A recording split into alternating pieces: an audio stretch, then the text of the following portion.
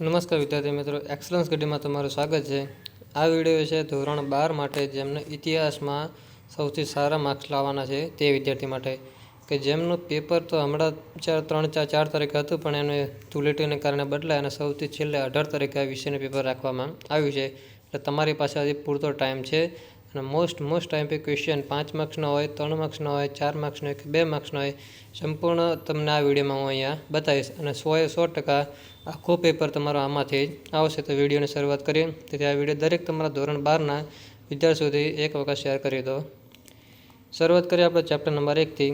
તો chapter number 1માં 2 માર્ક્સના ક્વેશ્ચન જે તમારા સ્ક્રીન પર સામે દેખાય છે કે પોર્ટુગીઝ કંપનીએ કોઠીઓ ક્યાં સ્થાપી, ઇતિહાસની આધાર સામગ્રી વિશે વર્તમાનપત્રો વિશે માહિતી આપો, ભારતીય રાષ્ટ્રીય અભિલેખાગાર વિશે ટૂંકમાં માહિતી આપો, સિક્કાઓમાંથી પ્રાપ્ત થતો ઇતિહાસ જણાવો, ઇતિહાસ એ માનવ જીવનની પ્રયોગશાળા છે, આ વિધાન કેટલા અંશે છે તે સર્ચવાનું છે।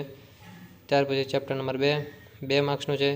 આખો સંપૂર્ણ ક્વેશ્ચન મેં બ્લુપ્રિન્ટ પ્રમાણે તમારે ગાઈડ્યા કે કયા પાઠમાંથી કેટલા માર્ક્સનું પૂછાવાનું છે। 2 માર્ક્સનો સવાલ છે, 5 માર્ક્સનો કે 4 માર્ક્સનો, એવી રીતે જ આ મોસ્ટ ટાઈમ પે ક્વેશ્ચન છે અને સૌથી વધારે 2020થી રિપીટ થતા ક્વેશ્ચન છે, એટલે વારંવાર પૂછાતા ક્વેશ્ચન છે।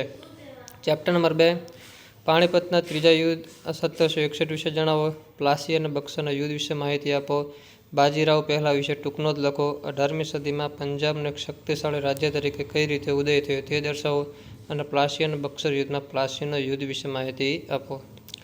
ચેપ્ટર નંબર 3 2 માર્ક્સનો ક્વેશ્ચન છે, સામે સ્ક્રીન પર તમારે દેખાઈ જ રહ્યા છે। ક્વેશ્ચન લખવા હોય તો વિડીયોને પોઝ કરીને તમે લખી શકો છો। ત્યાર પછી ચેપ્ટર નંબર 4 મોસ્ટ આઈએમપી બધા જ ક્વેશ્ચન છે।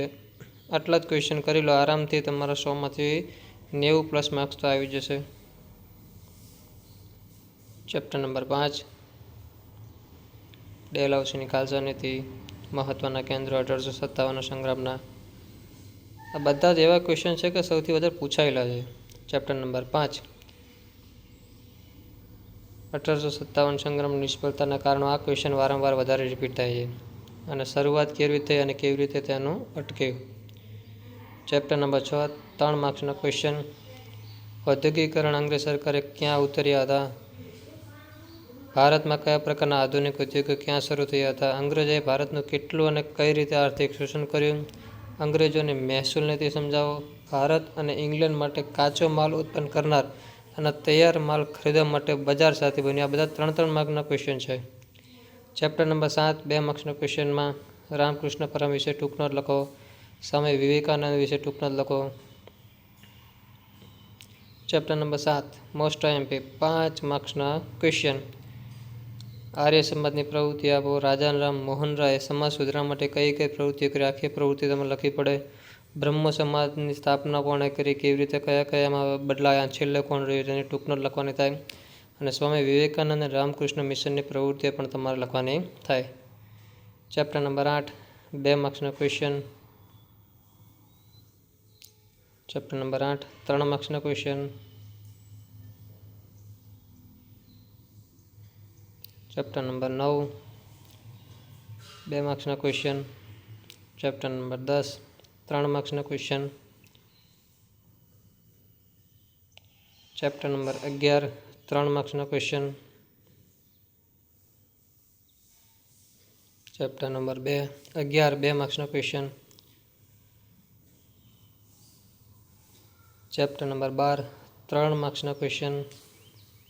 ચેપ્ટર વાઇઝ જ છે કે કયા ચેપ્ટરમાંથી કયા શું ક્વેશ્ચન છે। ચેપ્ટર નંબર 12ના ઉપર 3 માર્ક્સના ગયા અને નીચે છે આ 5 માર્ક્સના ક્વેશ્ચન છે, આ 5 કે 4 જ 5 ક્વેશ્ચન છે। ચેપ્ટર નંબર 13 5 માર્ક્સનો ક્વેશ્ચન, અથવામાં કેવી રીતે પૂછાય છે કે તે પણ ક્વેશ્ચન અહીંયા બતાવેલા છે। ચેપ્ટર નંબર 13 5 માર્ક્સના ક્વેશ્ચન, 14મું ચેપ્ટર 2 માર્ક્સના સવાલ, ચેપ્ટર નંબર 14 5 માર્ક્સના સવાલ, દ્વિતીય વિશ્વયુદ્ધના પરિબળ જણાવો, દ્વિતીય વિશ્વયુદ્ધનો મુખ્ય બનાવ વર્ણવો અને દ્વિતીય વિશ્વયુદ્ધમાં જર્મનીની વિજયની ચર્ચા તમારે અહીંયા કરવાની છે। 15મા ચેપ્ટરના 2 માર્ક્સના ક્વેશ્ચન, જેમાં તમારે વ્યાખ્યાઓ લખવાની થાય। ચેપ્ટર નંબર 15ના 2 માર્ક્સના ક્વેશ્ચન, 16 ચેપ્ટરના 2 માર્ક્સના ક્વેશ્ચન, 3 માર્ક્સના ક્વેશ્ચન, 17મું ચેપ્ટર 2 માર્ક્સના ક્વેશ્ચન અને લાસ્ટમાં 17મા ચેપ્ટરના 3 માર્ક્સના ક્વેશ્ચન કે સૂર્ય ઉર્જા અને જળ ઉર્જા વિશે પરિચય આપો, ભારતના ફિલ્મ ઉદ્યોગના વિકાસની રૂપરેખા આપો, ટેલિવિઝન અને રેડિયોની સંદેશા વ્યવહારમાં સ્પષ્ટ કરો અને લાસ્ટમાં એન્ટીબાયોટિક દવાઓથી માનવ સમાજને શો ફાયદો થયો. આટલા તમારા મોસ્ટ આઈએમપી ઇતિહાસ વિષયના હિસ્ટ્રી વિષયના છે, જેથી 2026ની બોર્ડમાં તમે આસાનીથી સરળતાથી સારા એવા અને વધારે માર્ક્સ તમે આટલા ક્વેશ્ચન કરવાથી મેળવી શકો છો. તેથી આ વિડીયો દરેક તમારા ધોરણ 12ના જે 2026માં બોર્ડની એક્ઝામ આપવાના છે તેમના સુધી પહોંચાડો કે જેથી તેમને પણ ઉપયોગી થાય અને આડું બધું વાંચવું એની કરતાં લાઇનસર આટલા જ ક્વેશ્ચન કરે તો પણ સારા એવા માર્ક્સ મેળવી શકે છે.